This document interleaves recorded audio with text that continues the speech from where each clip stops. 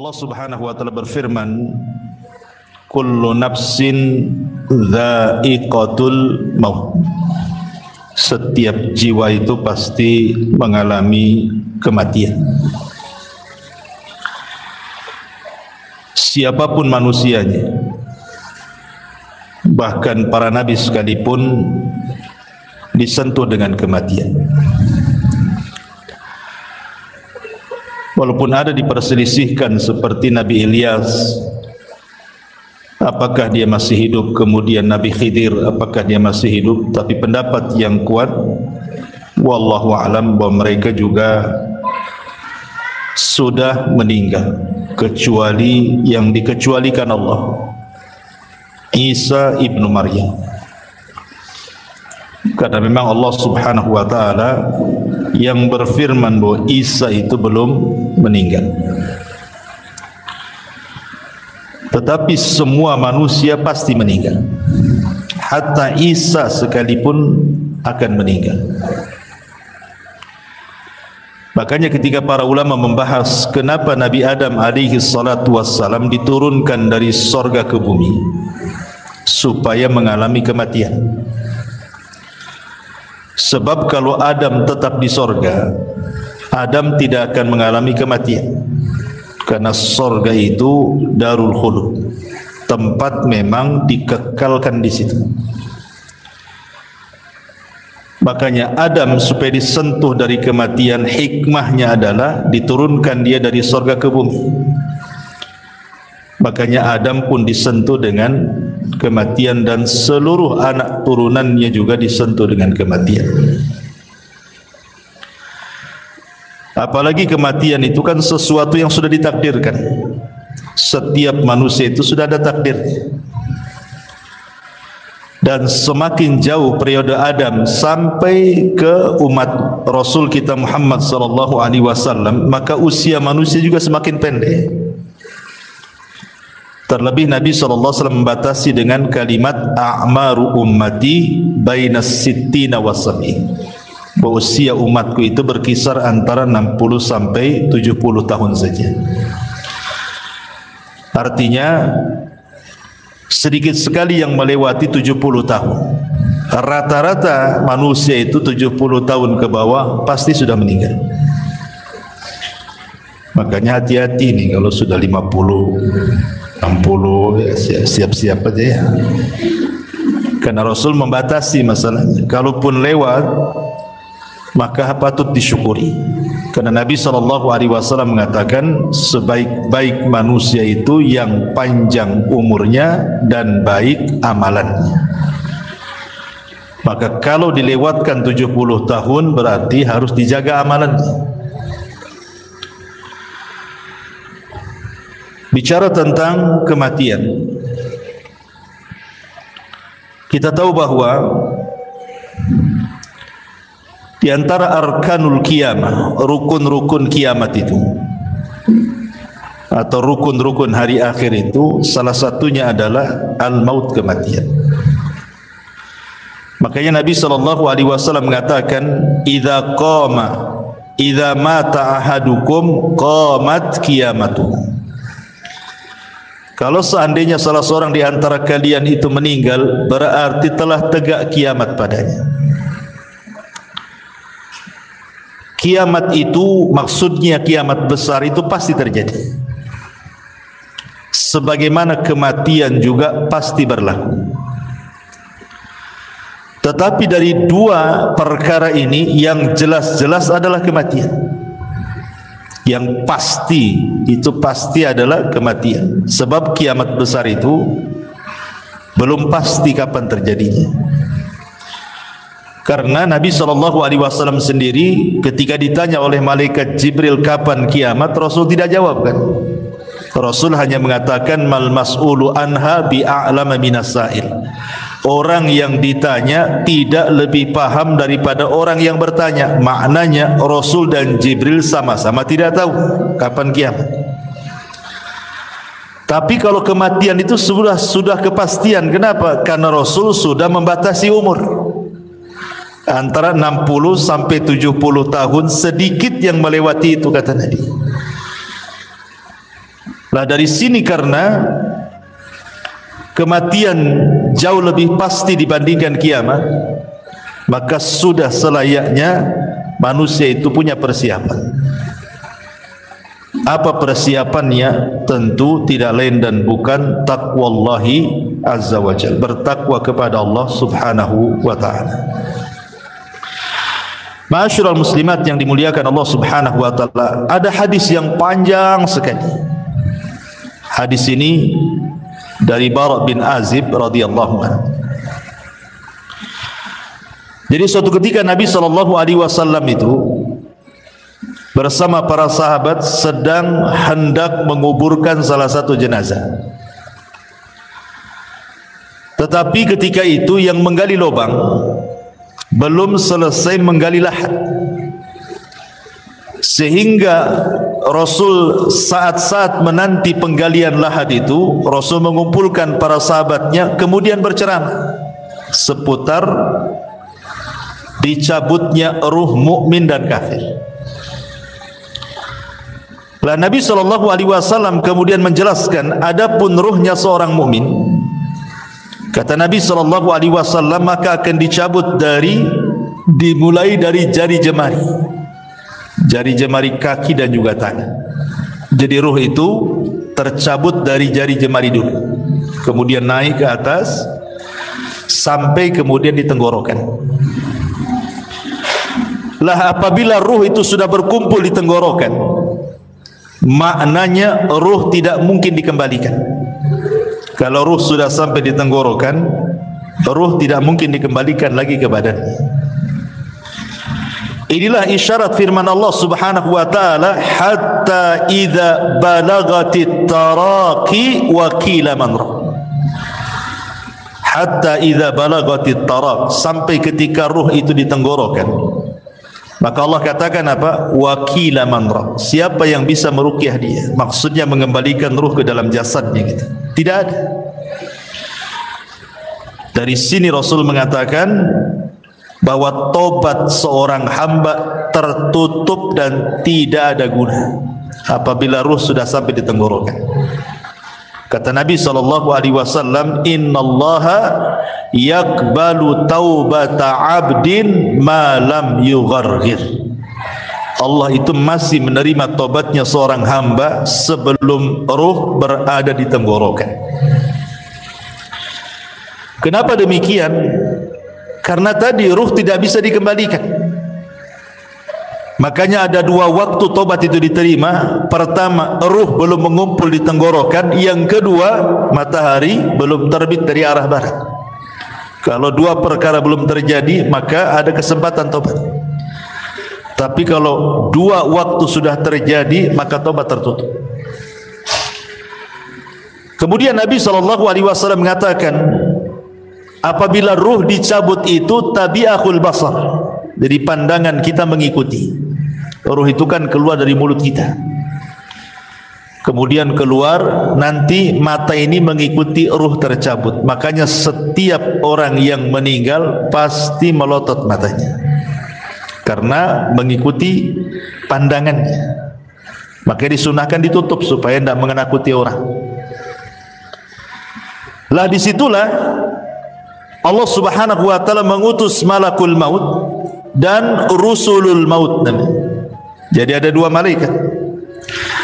Pertama malakul maut yang memang tugasnya hanya mencabut nyawa. Dan malakul maut itu bukan satu malaikat seperti Jibril, satu malaikat kan, Mikail satu malaikat, Israfil satu malaikat. Malakul maut ini jumlahnya banyak. Karena setiap hari yang mati itu kan bukan satu orang. Satu dunia ini bisa ratusan bahkan ribuan. Kalau terjadi bencana seperti kemarin di Turki kan, itu bisa ribuan tuh dalam satu hari itu. Kemudian yang kedua ada namanya rusulul maut. Seperti Allah subhanahu wa ta'ala mengatakan, tawaffathum rusuluna. Maka Allah subhanahu wa ta'ala mewafatkan mereka dengan mengutus rasul-rasul kami. Lalu apa tugasnya rasul-rasul maut itu? Malaikat-malaikat utusan kematian itu Ada yang menyiapkan kain kafan dari sorga, kalau dia ruhnya seorang mukmin. Ada yang menyiapkan hanut. Hanut itu maksudnya minyak wangi. Dan ada tugasnya membisikkan di telinga orang yang sedang sakaratul maut. Sebagaimana Allah Subhanahu wa taala berfirman di dalam Al-Qur'anul Karim, surah Ibrahim ayat atau surah Fussilat ayat 30. Allah mengatakan, innal ladzina qalu rabbuna Allah thumma istaqamu tatanazzalu alaihimul malaikatu alla takhafu wa la tahzanu wa abshiru bil jannati allati kuntum tu'adun. Orang-orang yang mengatakan Rabb kami Allah, kemudian mereka istiqamah, maka turun padanya para malaikat saat menjelang wafatnya, kemudian membisikkan di telinganya, jangan takut, jangan sedih, berbahagialah, karena sorga sudah menanti untukmu apa yang Allah janjikan kepadamu. Dalam ayat yang lain surah An-Nahl 31-32 Allah mengatakan, yaquluna salamun alaikum udkhulul jannata bima kuntum ta'malun. Keselamatan bagi kalian, masuklah kalian ke dalam sorga karena apa yang kalian kerjakan. Makanya kemudian Nabi SAW mempermisalkan, saking lembutnya malaikat pencabut nyawa, ketika mencabut nyawa ruhnya orang yang beriman itu dipermisalkan seperti tetesan air yang terakhir keluar dari mulut teko. Makanya sering saya istilahkan kan Bu, kalau ada ibu punya teko diisi air yang banyak, kemudian kita tuang, otomatis deras sekali itu, karena masih banyak airnya. Tapi kalau isi teko itu tinggal satu tetes, kemudian kita tuangkan seperti ini, tentu yang satu tetes itu akan mengalir dengan pelan, karena tinggal satu tetes masalahnya. Pelan sampai masuk di moncong teko, kemudian netes di ujung teko kan gitu. Lah Rasul sallallahu alaihi wasallam mempermisalkan seperti itulah lembutnya ruh seorang mukmin ketika dicabut. Seperti tetesan yang terakhir. Saking lembutnya dari jemari naik terus ke badan sampai ke tenggorokan, sampai kemudian keluar dari mulut seorang mukmin. Tetapi walaupun demikian, yang namanya kematian itu pasti ada sakaratnya. Setiap kematian itu pasti ada keperitannya, ada rasa sakit. Dan itu dialami Nabi SAW. Kalau Nabi saja mengalami, apalagi kita. Nabi yang mengatakan wa inna lil mauti la sakarat. Rupanya dalam kematian itu ada sakaratnya, ada rasa sakitnya, yang terkadang tidak ada yang tahu rasa sakit itu kecuali Allah Subhanahu wa taala. Tetapi tentu rasa sakit yang diterima oleh seorang mukmin saat detik akhir wafat dia, boleh jadi itu adalah penggugur dosa yang terakhir. Boleh jadi rasa sakit yang dialami di dia itu adalah penggugur dosa terakhir dia. Artinya sebuah kebaikan, bukan sebuah keburukan. Tapi rasa sakit yang dialami orang kafir, munafik, fasik boleh jadi awal azab bagi dia. Terkadang kita bisa melihat ada orang koma itu berbulan-bulan disiksa oleh Allah Azza wa Jalla karena dosanya kan itu. Tapi ada orang mati itu rasanya enak nengoknya gitu. Senyum, bisa mengucapkan kalimat la ilaha illallah, tahu-tahu sedang sujud meninggal, tahu-tahu sedang ibadah meninggal, tahu-tahu baca Quran pula dia meninggal kan. Macam-macam orang meninggal. Tapi yang jelas bahwa ketika tugas malaikat maut hanya mencabut ruh itu saja selesai, maka yang bertugas selanjutnya adalah siapa? Rusulul maut. Diletakkan ruhnya di kain kafan dari sorga, kemudian dibaluri minyak wangi dari sorga, kemudian dibalut, yang subhanallah dijelaskan dalam hadis itu bau minyak wangi dari sorga itu membumbung sampai ke langit, sehingga semua para malaikat di langit itu bertanya, itu ruhnya siapa itu? Maka malaikat yang bertugas membawa ruh ini naik ke langit akan menyebutkan nama terbaik yang disukai dia ketika di dunia. Ruhnya fulan ibnu fulan. Makanya penting orang punya nama baik itu. Maka ketika ruh itu naik ke langit, disinilah Allah Subhanahu wa ta'ala memberikan kemuliaan kepada ruhnya seorang mukmin dengan menyuruh para malaikat penjaga langit itu untuk membuka pintunya, karena langit itu kan punya pintu. Jadi naik ke langit pertama dibuka pintunya, naik ke langit kedua dibuka pintunya, ketiga, keempat sampai ketujuh, sampai melewati langit ketujuh.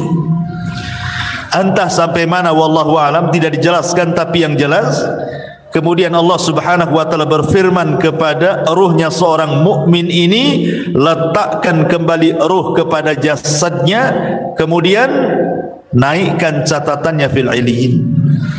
Artinya ruhnya seorang mukmin itu akan berjumpa dengan Allah. Dan perjumpaan kita dengan Allah itu di 4 tempat, kan sudah saya jelaskan. 2 di dunia dan 2 di akhirat. 2 di dunia, yang pertama saat solat. Itulah saat perjumpaan kita dengan Allah. Sebenarnya saat solat itu adalah saat perjumpaan kita dengan Allah. Karena Allah yang mengatakan, wa innaha lakabiratun illa 'alal khashiin. Solat itu berat kecuali bagi orang-orang yang khusyuk. Kemudian Allah tafsirkan dalam Al-Quran, siapa orang-orang yang khusyuk itu? Alladzina yadhunnuna annahum mulaqu rabbihim. Orang-orang yang yakin bahwa mereka sedang berjumpa dengan Allah. Kemudian yang kedua, ini saat sakaratul maut ini. Saat ruh dibawa oleh malaikat Rusulul Maut ke melintasi langit ketujuh, itu juga berjumpa dengan Allah. Dan Allah katakan, kembalikan ruhnya ke dalam jasadnya, kemudian naikkan catatannya di tempat yang paling tinggi yang disebut dengan Illiyin. Kemudian 2 nanti kelak pada hari kiamat,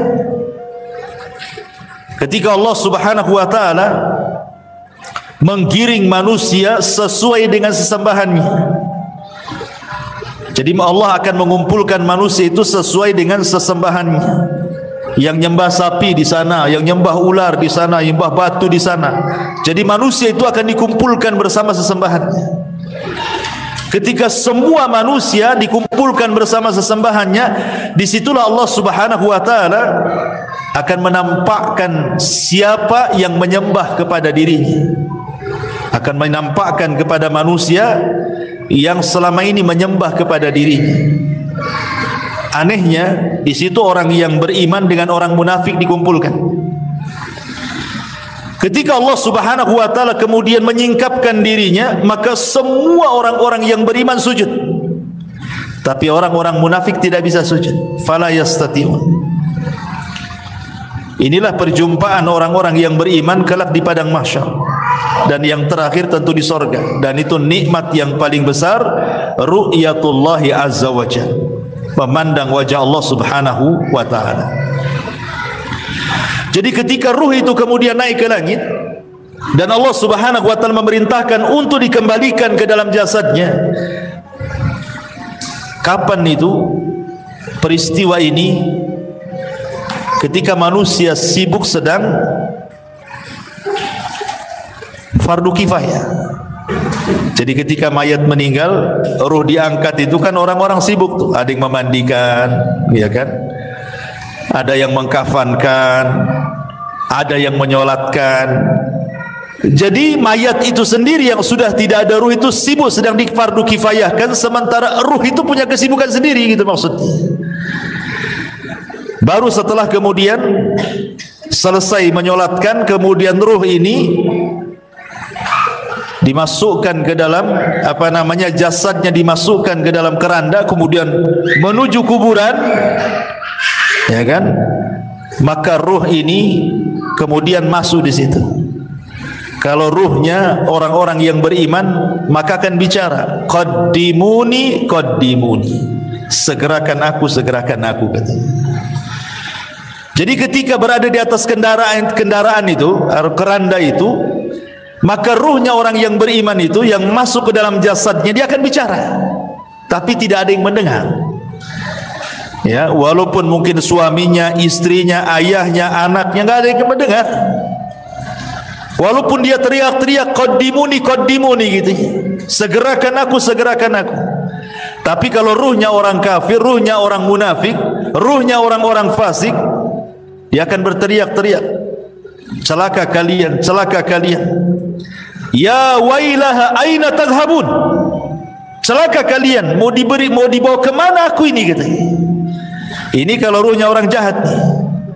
Mereka akan mengatakan ya wailaha aina tadhhabuna biha, hendak dibawa kemana aku ini. Subhanallah. Kata Nabi SAW, yasma'u sautuha atau yasma'u sautaha kullu syai'in, segala sesuatu mendengar teriakannya, illal ins, kecuali manusia. Manusia tidak mendengar. Jadi ketika ruh sudah menyatu dengan jasadnya, kemudian dibawa ke arah kuburan dan hendak dikuburkan itu, dia berteriak-teriak. Binatang mendengarnya, semua makhluk mendengarnya, kecuali manusia dan jin tidak bisa mendengar. Tetapi kalau ruhnya orang baik, tadi saya katakan apa? Dia akan mengatakan qaddimuni qaddimuni, segerakan aku katanya. Subhanallah kan? Justru senang orang-orang yang beriman itu suruh disegerakan. Dari sini Nabi SAW mengatakan apa? Asri'u bil janazah, segerakan kalian memfardu kifayakan jenazah. Kenapa demikian? Wa in taku salihatan fa khairun tuqaddimuna. Kalau memang ini orang baik, maka anda sudah berlaku kebaikan kepada orang ini dengan menyegerakan. Wa in taku ghaira dhalik, tapi kalau tidak demikian, maksudnya dia orang jahat, fasyarrun tadhauna fi riqabikum, itu sama saja meletakkan keburukan di rumah kalian. Maka segerakan. Mau orang baik segerakan, mau orang jahat segerakan. Kalau orang baik berarti kebaikan bagi si mayat, kalau orang jahat sama saja meletakkan kejahatan di rumah. Maka segerakan.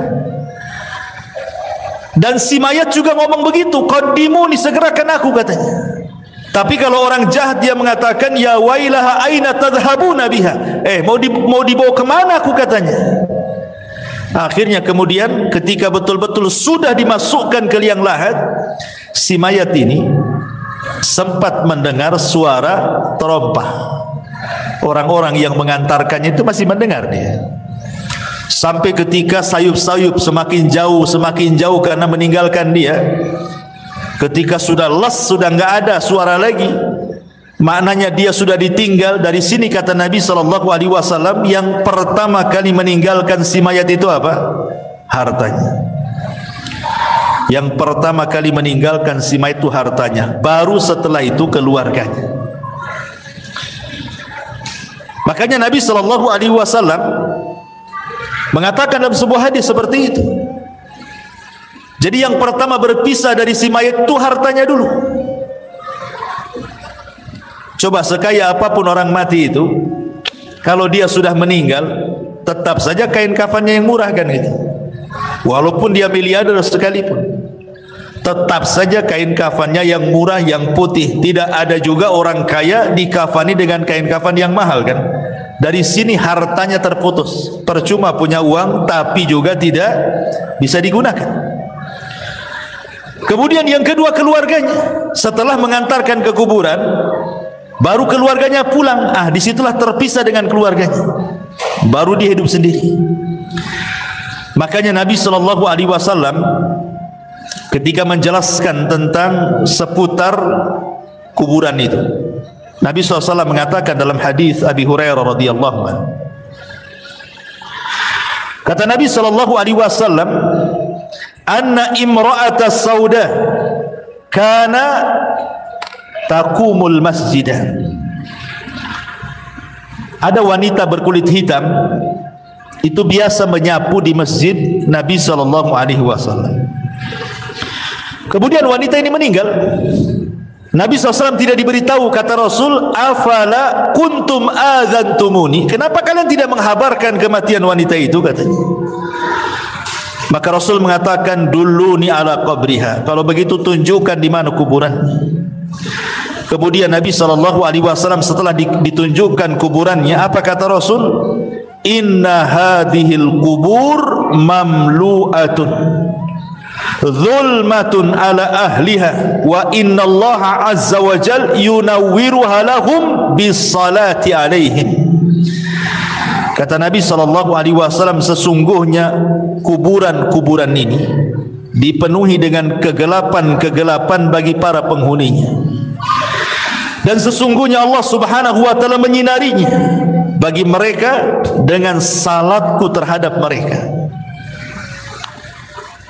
Dari sini kita tahu bahwa orang masuk kuburan itu gelap, sangat gelap gitu ya, karena Rasul yang mengatakan bahwa kuburan-kuburan ini penuh dengan kegelapan. Bukan hanya penuh dengan kegelapan, Bu ya, tapi penuh dengan ketakutan. Dan itu disebutkan dari Hani radhiyallahu an, budaknya Utsman ibn Affan radhiyallahu an. Dia berkata, "Kana Utsman idza waqafa ala qabrin baka hatta yablu lihiyatahu." Kebiasaan Utsman, kata Hani ini, jika berhenti di sebuah kuburan, beliau menangis sampai tangisannya membasahi janggutnya. Faqila lahu, maka dikatakan kepadanya, tudzakkirul jannata wan nar fala tabki wa tabki min hada. Wahai Utsman, kau diingatkan dengan surga dan neraka tak menangis, tetapi diingatkan dengan kuburan menangis pula. Apa jawaban Utsman? Kata Utsman ibn Affan radhiyallahu anhu mengatakan, Inna Nabiya sallallahu alaihi wasallam qala, karena Nabi SAW bersabda, innal qabr awwalu manzilin min manazilil akhir, fa in naja minhu fama ba'dahu aisar minhu, wa illam yanju minhu fama ba'dahu ashaddu minhu. Qala wa qala an-nabiy sallallahu alaihi wasallam, ma ra'aitu mandaran qad illa al-qabru afda'u minhu. Kata Rasul. Kata Utsman ibn Affan radhiyallahu anhu, aku pernah mendengar Nabi sallallahu alaihi wasallam bersabda, kubur ini adalah persinggahan pertama dari persinggahan-persinggahan akhirat. Bila seseorang selamat dari keburukan kubur, maka setelahnya lebih mudah baginya. Tapi bila dia tidak selamat dari keburukan kubur, maka setelahnya lebih berat. Kemudian Utsman mengatakan, sungguh aku pernah mendengar Rasul mengatakan, aku tidak melihat satu pemandangan pun yang lebih menakutkan dibandingkan kuburan, kata Rasul. Jadi kuburan ini menakutkan dan juga menggelapkan. Lah ketika kemudian si mayat ini sedikit demi sedikit kan sudah hilang suara terompah yang didengar yang mengantarkannya itu, disitulah datang dua malaikat yang disebut dalam hadis itu namanya Munkar dan juga Nakir. Apa yang dilakukan Munkar dan Nakir? Kata Nabi dalam hadis Bara bin Azib ini, fayatihi malakani. Kemudian dua malaikat datang kepadanya, fayajlisanihi, maka mendudukkan si mayat itu yang sudah ditiupkan ruh itu tadi. Fayaqulani lahu, maka keduanya akan membentak dan mengatakan, man rabbuk, siapa Rabbmu? Fayaqul, karena dia orang yang beriman, dia mengatakan, Rabbi Allah, Rabbku Allah. Fayaqulani lahu, maka keduanya akan mengatakan kembali, ma dinuk, apa agamamu? Fayaqul, maka dia akan mengatakan, diniyal Islam, agamaku Islam. Fayaqulani lahu, maka dua malaikat akan berkata lagi, ma hadzal rajul alladhi bu'itsa fikum, tahukah kalian siapa orang yang diutus kepada kalian ini? Fayaqul, karena dia orang yang beriman, dia mengatakan, huwa Rasulullah sallallahu alaihi wasallam, dia adalah Rasul sallallahu alaihi wasallam Muhammad ibn Abdullah alaihi salatu wassalam. Kemudian malaikat tadi berkata lagi, wa ma yudrik, bagaimana kau tahu dia Rasulullah? Kok bisa kamu tahu dia Rasulullah? Fayaqul, maka dia mengatakan, qara'tu kitab Allah fa amantu bihi wa saddaqtu, aku membaca Al-Quran, ku beriman dengan Quran, ku benarkan Quran. Fayunadi munadin fis sama, ketika dia bicara seperti itu, maka tiba-tiba ada penyeru dari langit, ang sadaqa abdi, hambaku telah benar, hambaku telah benar dengan jawabannya. Apa yang terjadi?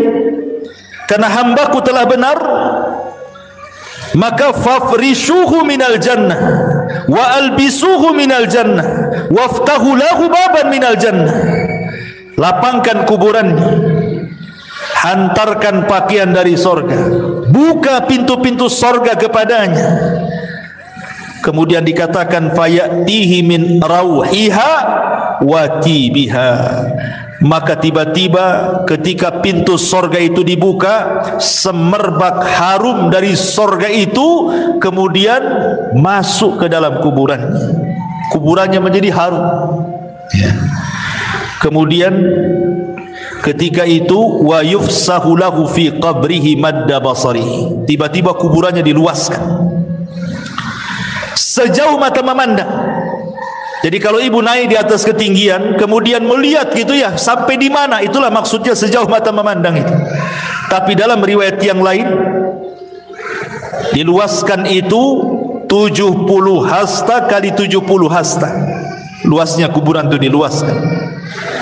Tentu ini alam gaib ya, bukan Bu? Karena sehebat apapun alat dunia, anggaplah dipasang CCTV sekalipun, ya tetap saja segitu. Coba saja taruh CCTV, pantaulah itu di CCTV itu. Apakah dia menyempit ataukah melebar, ya tetap saja segitu kan. Artinya bahwa alam kubur ini bagian daripada alam gaib. Kenapa kita tidak tahu dan kita tidak bisa memprediksi kan bahwa kuburan ini meluas atau menyempit? Karena antara alam dunia dan alam kubur itu ada namanya barzah. Maka disebut alam barzah. Barzah itu tembok penghalang antara alam dunia dan alam kubur itu. Makanya Allah mengatakan dalam Al-Quran itu bahwa di situ terdapat barzakhun ila yaumil yub'atsun. Ada barzah pemisah antara dunia dan alam kubur sampai hari dibangkitkan. Ma'asyiral muslimat yang dimuliakan Allah Subhanahu wa taala, apa yang terjadi setelahnya? Setelah kuburannya diluaskan sejauh mata memandang, subhanallah, wa ya'tihi rajulun hasanul wajhi. Tiba-tiba datang seseorang indah pakaiannya, hasanul thiyab, indah wajahnya, hasanul wajhi, indah wajahnya, hasanul thiyab, indah pakaiannya, tayyibur rihi, sangat harum baunya. Fayaqul, dan dia mengatakan, abshir billadhi yasurruka hadha yaumuka alladhi kunta tu'ad. Kemudian orang ini mengatakan, berbahagialah, berbahagialah katanya, dengan apa yang menyenangkan dirimu, inilah hari yang engkau tunggu selama ini katanya. Kemudian dia mengatakan, si mayat ini, man anta, siapa kamu? Fawajhukal wajhu yaji'u bil khairi, aku lihat wajahmu mendatangkan kebaikan. Siapa kamu ini, sudah berbuat baik menemani aku di kuburan ini gitu ya. Fayaqul, maka dia mengatakan, ana amalukas saleh, sayalah amal saleh, sayalah amal salehmu. Dalam riwayat, ketika dia mendapatkan kebaikan itu, maka orang ini mengatakan di hadapan si mayat yang beriman itu, nim naumatal arush, kalau begitu tidurlah engkau layaknya pengantin baru. Jadi disuruh tidur, sehingga ketika dia tidur dia mimpi dengan mimpi yang indah. Itulah disebut nikmat kubur ya. Mimpi sangat indah sekali, sehingga tanpa kemudian disadar, tahu-tahu kiamat pula dibangkitkan. Ketika kiamat dibangkitkan itulah, maka orang yang baik ini kemudian memberitahu bahwa Israfil akan meniupkan sangkakalanya. Kemudian orang ini mengatakan, siapa kamu ini sebenarnya? Maka orang baik ini mengatakan, ana amaluka salih, sayalah amal solehmu. Maksudnya sayalah solatmu, sayalah puasamu, sayalah zakatmu, sayalah silaturahimmu, sayalah ibadahmu. Jadi ibadah itu akan menemui kita di kuburan. Sebagaimana kita akan menjumpai Allah Subhanahu wa ta'ala di 4 tempat yang saya jelaskan, kita juga akan menjumpai amal soleh kita di 4 tempat juga sama. 2 di dunia, 2 di akhirat, kan itu ya. Adapun di dunia kita bisa rasakan amal soleh kita, kan. Ibu kalau hari-hari ngaji seperti ini, kan tambah itu kan iman kita itu rasanya itu mau ibadah itu semangat, itu artinya kita mendapatkan amal soleh kita di dunia itu ada pengaruhnya.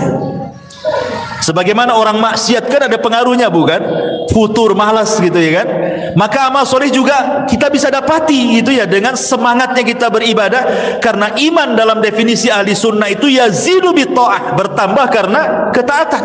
Kita bisa rasakan itu. Kemudian yang kedua, di sini dalam kuburan ini kita akan mendapatkan amal soleh kita dalam wujud manusia. Sehingga ketika ditanya, siapa engkau ini? Wajahmu kok wajah yang baik sekali. Maka dia akan mengatakan, ana amaluka soleh, saya amal solehmu. Artinya kita akan mendapatkan amal soleh kita, kan, di kuburan ini dalam bentuk manusia yang akan menemani kita sepanjang kita di kuburan kita. Sehingga sebagian para ulama ketika membahas apakah orang-orang yang dikubur itu bisa merasakan perjalanan waktu, sama dengan kayak ibu kita sekarang kan bisa kita merasakan perjalanan waktu, kan Bu ya. Pagi aktivitasnya apa, siang aktivitasnya apa, sore apa, malam apa, besok pagi lagi, kan bisa kita merasakan aktivitas waktu itu berjalan, kan itu ya. Ya, hari, minggu, bulan, tahun, kita bisa merasakan. Pertanyaannya, apakah orang-orang yang dikubur juga merasakan ada aktivitas waktu sehari-hari? Pagi, siang, sore, malam, ke pagi lagi, siang, sore, malam, ke pagi lagi, gitu ya. Sementara orang-orang yang dikubur itu kan ada yang sudah lama, kan. Kalau yang meninggal di zaman Rasul kan sudah 14 abad berarti, kan. Sudah 14 abad sampai sekarang nggak dikiamat-kiamatkan. Atau yang sebelum Nabi umpamanya, tentu lebih lama lagi orang itu di kuburan itu. Apakah mereka akan merasakan bimururil waktu, kata ulama, dengan berjalannya waktu itu? Maka ulama membagi 2, kata ulama, memerinci. Kalau yang di kuburan itu mereka orang-orang yang beriman, baik dari umat Nabi atau umat-umat sebelumnya, dan mereka mendapatkan nikmat kubur, maka mereka tidak akan merasakan berjalannya waktu. Mereka tidak akan merasakan, walaupun ratusan tahun, walaupun ribuan tahun sekalipun, mereka tidak akan merasakan berlewatnya waktu itu, ya. Tetapi kalau mereka adalah orang-orang kafir, orang munafik, orang fasik, maka mereka akan merasakan itu, karena itu bagian daripada adab, ya. Jadi sekali lagi, kalau orang-orang yang beriman yang mendapatkan nikmat kubur tidak akan terasa di kuburan itu, walaupun ratusan ribuan tahun. Mana dalilnya? Dalilnya adalah peristiwa Ashabul Kahfi yang ditidurkan, atau kisah Nabi Uzair yang ditidurkan 1 abad, kan, kemudian dibangunkan, kemudian ditanya, kam labista, berapa lama kau tidur itu? Dia mengatakan apa? Labistu yauman au ba'dha yaum. Perasaan aku baru tidur separuh atau 1 hari, katanya. Padahal sudah 1 abad dia tidur, kan. Berarti kan dia tidak merasakan tuh tidurnya, dia tidak merasakan, kan. Padahal dia sudah 1 abad, sudah 100 tahun tidur, dibilangnya baru setengah hari, katanya. Begitulah orang yang di kuburan, kalau mendapatkan nikmat itu tidak terasa, seolah-olah waktu berjalan dengan cepat. Tetapi kalau orang terkena azab, itu rasanya penat, lama waktunya menunggu. Ya samalah, bukan? Kita menanti orang jenuh gitu kan, lama kali kan. Rasa mau balik saja, nggak datang-datang, ditengok tak nampak lagi, ditengok tak nampak. Ya dah, saya tinggal aja lah. Kan ada kejenuhan tuh. Ya. Tapi kalau asik Bu ya, ibu pengantin baru dengan suami kan, nongkrong tuh di taman, tahu-tahu maghrib, ya kan namanya orang nikmat, nggak pandang, kok tahu-tahu maghrib katanya gitu. Nah, jadi dari sini di dunia ini kita bisa rasakan dalam kondisi nikmat dengan dalam kondisi tidak nikmat kan itu. Lah dikubur kurang lebih seperti itu. Ya. Tetapi apakah kemudian orang-orang yang dikubur juga akan merasakan layaknya kita juga perasa gitu kalau ibu lagi sedih, kan ada perasaan tersiksa jiwa ini kan, atau ada masalah rasanya rungsep kehidupan ini kan. Apakah juga orang-orang di kuburan akan merasakan seperti itu? Ya, mereka juga akan merasakan. Kapan itu? Apabila ditangisi orang yang ada di atas.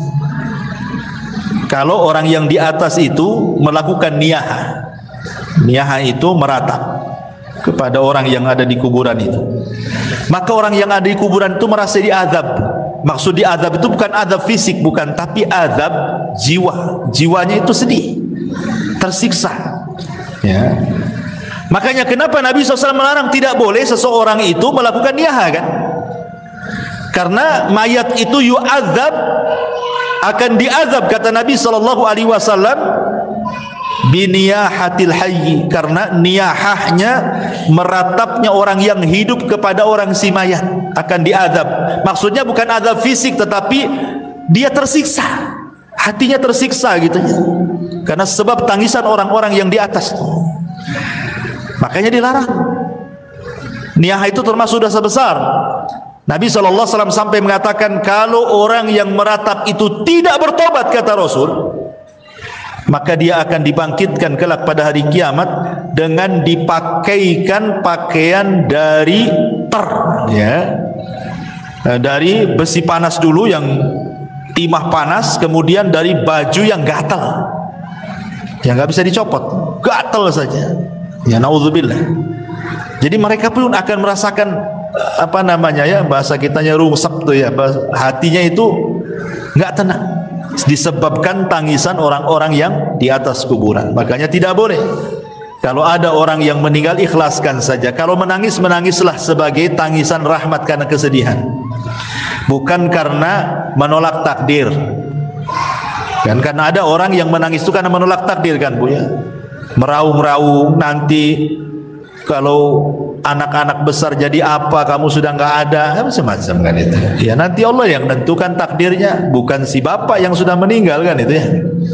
Jadi itu yang tidak boleh, karena niyah itu seolah-olah tidak terima dengan takdir. Guling-guling, nangis-nangis, robek-robek, pukul-pukul, pangkas-pangkas rambut dan begitu seterusnya. Baik. Intinya kembali bahwa ketika kemudian si mayat itu diberikan nikmat oleh Allah Subhanahu wa taala, nikmat kubur, maka dia tidak akan merasakan dengan berjalannya waktu. Waktu itu akan panjang, tahu-tahu sudah dikiamatkan. Tapi yang perlu ibu pahami bahwa di dalam peristiwa-peristiwa kubur itu, sebelum dua pertanyaan malaikat mungkar dan nakir yang disebut dengan fitnah kubur itu, ada peristiwa yang sebelumnya dilalui manusia yang disebut dengan dhagtatul qabrin, himpitan kuburan. Jadi himpit dulu, baru setelah itu fitnah kubur, itu maksudnya. Dan ini disebutkan oleh para ulama tentang masalah himpitan kubur ini. Di antaranya adalah yang disebutkan oleh pendapat Abu Hanifah. Wa dhagtatul qabri wa adzabuhu haqqun. Himpitan kuburan, kemudian siksa kubur itu adalah perkara yang benar-benar akan terjadi. Jadi perkara himpitan kuburan dan azab kubur kata Abu Hanifah ada sesuatu yang benar-benar akan terjadi. Bahkan Al-Imam Al-Muzani rahimahullah ta'ala mengatakan, beliau mengatakan summa hum ba'da dhagtati fil quburi musa'alun. Kemudian mereka setelah dihimpit dalam kuburan, baru kemudian mereka akan ditanya. Dari sini kita tahu bahwa sebelum proses pertanyaan dua malaikat Munkar dan Nakir ada peristiwa namanya Dhagtatul Qabri, himpitan kuburan. Himpitan kuburan ini, Bu, itu sangat menyakitkan bagi si mayat, karena ketika ruh itu sudah menyatu dengan jasadnya, kemudian tanah itu menyempit sampai meretakkan semua tulang dan persendian. Itu kalau orang kafir, dan dia akan menjerit di mana jeritannya tidak ada yang mendengar, manusia dan jin, kecuali binatang-binatang mereka bisa mendengar. Jadi binatang-binatang itu diberikan kepekaan, mampu mendengar jeritan-jeritan orang-orang yang dihimpit kubur itu. Masalahnya, lalu bagaimana dengan orang-orang yang beriman? Maka ulama menjelaskan bahwa himpitan kuburan bagi orang-orang yang beriman itu tidak sebagaimana himpitan kubur bagi orang-orang kafir, munafik ataupun orang-orang fasik. Maksudnya apa? Maksudnya himpitan orang yang beriman itu layaknya seorang ibu sedang memeluk anaknya. Jadi kalau ada anak bayi ibu peluk gitu ya, seperti itulah seorang mukmin ketika dihimpit oleh kuburan. Jadi tanah itu seolah-olah ibu bagi kita, dan kita anak dari tanah itu. Jadi tanah itu menghimpit kita itu seperti seolah-olah ibu memeluk seorang bayi. Kenapa demikian? Sebab kalau seandainya himpitan itu meretakkan gitu ya, menyakitkan persendian, meretakkan tulang-tulang, tentu akan bercanggah dengan hadis-hadis. Seperti umpamanya Nabi SAW ketika didatangkan seorang bayi kemudian dikubur. Kata Nabi SAW, kalau ada orang yang selamat dari himpitan kubur, tentu bayi ini kan selamat. Bayi ini salahnya apa? Kok dihimpit? Kan belum berbuat dosa kan? Berarti himpitan bayi ini tidak akan mempengaruhi kepada bayi. Atau ketika Nabi SAW menceritakan tentang Sa'd bin Mu'ad, seorang pemimpin Aus, yang ketika meninggal itu kan bergegar arasnya, 70.000 malaikat turun mengantarkan jenazahnya. Kemudian Nabi SAW mengatakan, kalau ada orang yang selamat dari himpitan kubur, inilah orangnya, katanya. Maksudnya Sa'd bin Mu'ad. Tapi dia pun tak selamat. Berarti menunjukkan bahwa bukan himpitan kubur kepada Sa'd bin Mu'ad atau kepada bayi tidak akan sama dengan himpitan kepada orang-orang kafir. Ya, makanya ulama memberikan catatan himpitan kuburan kepada orang-orang yang beriman layaknya seorang ibu memeluk bayinya dengan lembut. Jadi bukan sebuah siksaan gitu maksudnya, tetapi justru sebuah kabar gembira. Baru setelah himpitan baru namanya fitnah kubur, pertanyaan tadi ya. Baru setelah itu tergolong manusia kepada dua kelompok, bisa masuk pada nikmat kubur, bisa masuk kepada azab kubur ya. Baik, ma'asyiral muslimat yang dimuliakan Allah Subhanahu wa taala. Ini satu sisi ya. Maksudnya kalau ruhnya itu orang yang beriman. Sekarang kalau ruhnya orang kafir munafik, tentu sebaliknya. Sebaliknya daripada ruhnya orang-orang yang beriman. Ya. Di antaranya adalah Nabi SAW mengatakan kalau ruhnya orang kafir ketika dicabut, Bu, itu Nabi SAW mempermisalkan seperti safud. Safud itu macam pisau yang bengkok seperti ini. Ini safud, ini pisau bengkok macam serulit gitu ya. Kemudian didatangkan kambing wol yang belum dicukur. Taulah ibu kan kambing Australia yang banyak gimbal-gimbal tuh rambutnya. Ya, kemudian pisau ini dibenamkan di kambing wol tadi. Kemudian setelah itu disiram. Secara otomatis maka bulu-bulu kambing yang disiram itu kan akan nempel di pisau, Bu. Setelah nempel di pisau, kemudian ibu cabut paksa pisau itu dengan sangat keras gitu ya. Apa yang terjadi? Pasti akan merontokkan bulu-bulunya. Kata Nabi SAW, seperti itulah ruhnya orang kafir, munafik, fasik dicabut oleh malaikat maut. Jadi akan merontokkan persendiannya. Karena ketika malakul maut mencabut ruhnya orang kafir, munafik, fasik itu, maka rusulul maut akan menghembuskan dan menakut-nakuti di telinga orang-orang yang akan dicabut itu dan mengatakan, hei ruh yang busuk, ruh yang jahat, ruh yang jelek, keluar.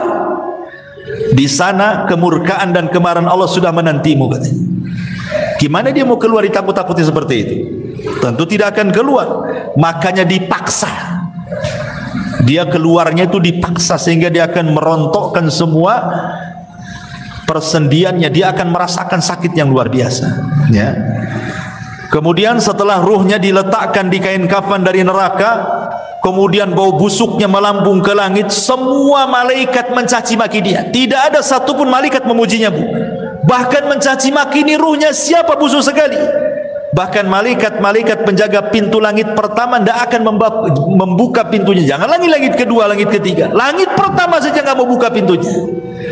Dan Allah hanya mengatakan dari atas sana dan mengatakan, jatuhkan ruhnya ke dalam jasadnya, letakkan catatannya di bumi yang paling dasar yang disebut dengan sijil.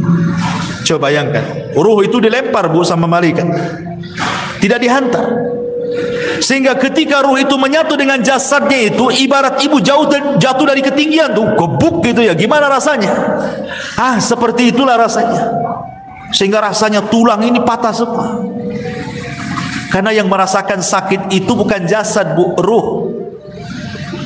Kalau ruh dicabut, Bu, walaupun ibu dicabik-cabik jasadnya, dipotong-potong, dimutilasi, dicongkel matanya, dipotong telinganya, dicabut jarinya, enggak akan merasakan sakit kalau ruhnya dicabut. Tapi kalau ruhnya dikembalikan, itulah sakit yang dialami itu, bagaikan dia jatuh dari ketinggian, itu yang dia rasakan, ya. Sudah itu pula kemudian tiba-tiba dihimpit kuburan gitu, retak semuanya kan. Sudah jatuh dari ketinggian, dihimpit dengan kuburan, makin retak semuanya lah. Sedang dia merasakan sakit, tiba-tiba dibentak pula malaikat Munkar dan Nakir. Kayak apa tuh coba? Siapa Rabb? Siapa nabimu? Ya. Siapa agamamu? Ya, nggak bisa jawablah dia. Dia aja masih merasakan sakit yang luar biasa. Ya. Makanya ma'asyiral muslimat yang dimuliakan Allah Azza wa Jal, maka dia akan terus menjerit-jerit dalam kuburannya. Manusia dan jin tidak akan mendengarnya kecuali hewan-hewan atau binatang-binatang yang Allah takdirkan mampu mendengarnya.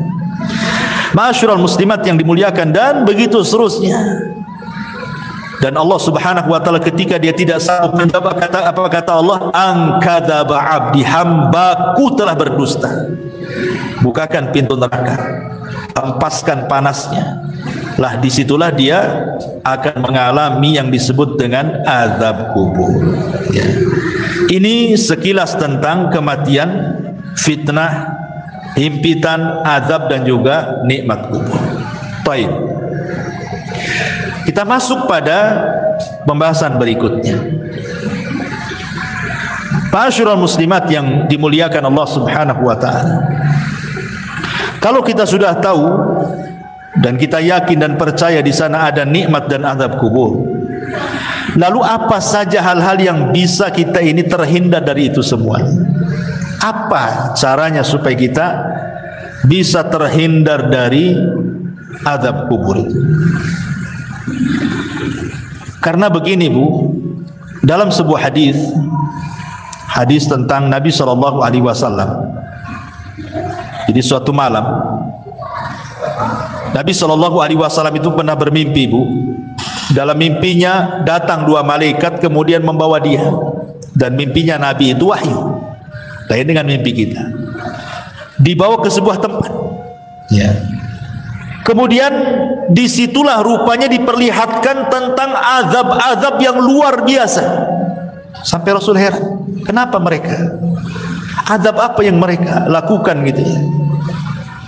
Apa di antara yang Rasul lihat? Dan ulama sepakat bahwa hadis ini bicara tentang azab kubur, bukan azab neraka. Di antaranya Nabi SAW melihat ada orang yang dipecahkan kepalanya dengan batu, kan? Dipecahkan kepalanya dengan batu. Kemudian setelah dipecahkan nih, kemudian malaikat yang memecahkan kepala itu pergi hendak mencari batu lain. Kemudian datang lagi, kepalanya sudah utuh lagi, dipecahkan lagi. Kemudian sudah pecah, dia pergi lagi cari batu lagi yang baru, datang lagi, rupanya kembali lagi kepalanya. Asik gitu saja. Jadi Rasul mengatakan, mahadan, ini siksaannya apa nih, orang ini kok ngeri kali gitu ya. Rupanya kemudian malaikat mengatakan bahwa siksaan orang ini karena ketika datang waktu sholat sengaja dia tidur. Datang waktu sholat, harusnya kan dia sholat, sengaja pula dia tidur. Kemudian yang kedua, ada lagi orang itu digambarkan oleh Nabi SAW. Subhanallah, orang ini kakinya di atas, digantung, kepalanya di bawah. Kemudian di sampingnya ada orang bawa pisau bengkok, kemudian dimasukkan di mulutnya, kemudian dirobek sampai tengkuknya. Kemudian setelah itu dimasukkan di lubang hidungnya, dirobek sampai tengkuknya. Setelah robek ini dari hidung ke tengkuk, dari mulut ke tengkuk, kemudian dia mau mengambil sebelah kirinya. Ketika diambil sebelah kirinya, sebelah kanannya sudah kembali lagi. Kemudian dirobek dari sebelah kiri, mulut sampai ke tengkuk, hidung sampai ke tengkuk. Ketika pindah ke sebelah kanan, balik lagi ke semula gitu. Asik gitu saja. Sehingga Rasul mengatakan, kenapa orang ini? Maka kemudian malaikat ini mengatakan, karena ketika di dunia ini dia suka berdusta sampai dustanya itu membumbung ke ufuk katanya. Maksudnya apa dusta membumbung ke ufuk itu, Bu? Maksudnya dusta membumbung ke ufuk itu, maksudnya dustanya itu sampai menyebar kemana-mana. Dahulu orang berdusta menyebar itu kan sulit, Bu. Pamannya kita mau berdusta, untuk menyebar di satu puskopkar ini agak sulit karena kan dari mulut ke mulut. Tapi kalau sekarang ini kita nulis di medsos saja sebuah berita hoax, itu sudah menyebarkan satu dunia, bukan? Jadi hadis ini baru dipahami oleh para ulama, rupanya inilah yang dimaksud orang berdusta sampai membumbung ke ufuk itu. Sekali nulis kemudian langsung di-share, bukan hanya satu grup, satu dunia tahu. Inilah maksudnya berdusta membumbung ke ufuk ini. Naudzubillah, sekarang loh hari-hari orang berdusta semua orang lihat. Ya, mampu saya minum.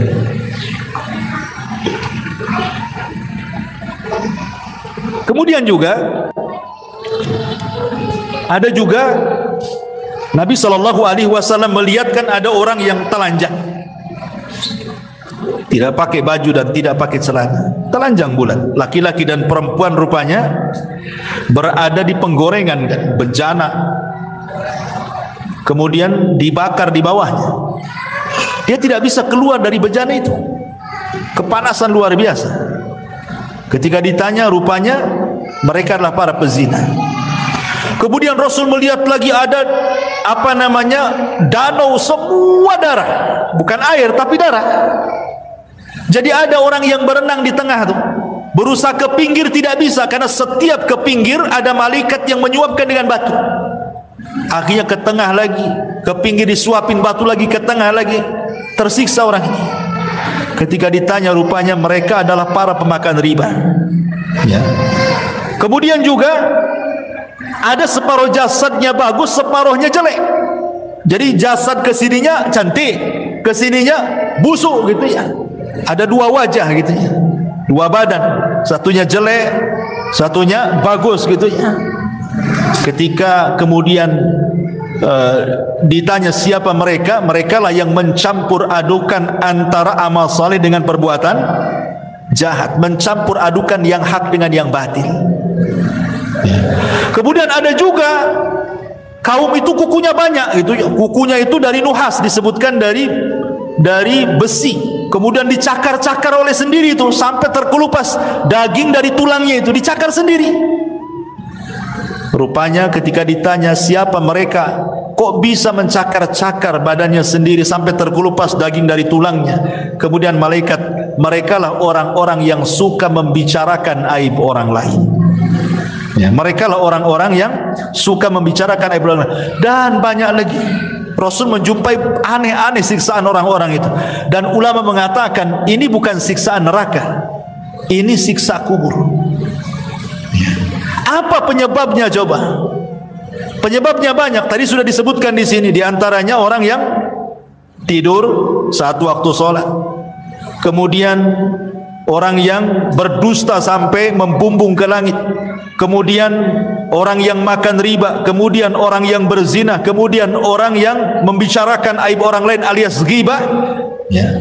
Itu semua adalah bagian daripada penyebab-penyebab azab kubur. Termasuk juga Rasul pernah lewat di sebuah kuburan. Rasul mendengar orang-orang itu diazabkan. Kemudian Rasul mengambil pelepah kurma, dibelah jadi dua, kemudian diletakkan di satu kuburannya, yang satunya satu kuburan. Kata Rasul, mudah-mudahan sebelum kering pelepah ini bisa meringankan azabnya kan. Kemudian sahabat bertanya, kenapa orang itu wahai Rasul? Kata Rasul, yang satu karena suka ngadu domba kan, itu namimah, sana sini ngompori orang. Yang satunya pula kalau dia cebok tidak bersih, dia tidak pernah menghindar dari membersihkan najis saat buang hajat kecil ataupun hajat besar. Ini naudzubillah ma'asyiral muslimat yang dimuliakan Allah Subhanahu wa taala. Ini adalah di antara penyebab-penyebab orang mendapatkan azab kubur.